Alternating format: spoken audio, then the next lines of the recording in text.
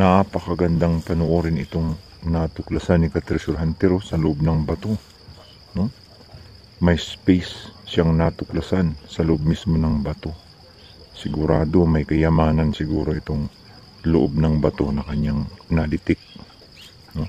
Panoorin natin ito, no? Para makakuha tayo ng idea, no? Na mayroon palang mga ganitong klaseng kayamanan, no? Na itinago sa mga bato, no? May detector ito siyang dala kasi nalaman niya na mayroong kayamanan na naitago sa loob ng bato.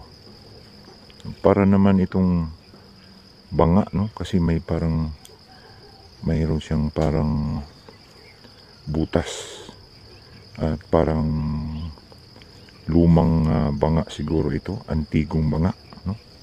At sigurado itong laman niya ay masasabi nating treasure din ito siguro. Tingin ko ito ay powder, no? Parang dinurog, guldas yata ito. Siguro mga ginto ito nung unang panahon na hindi na process.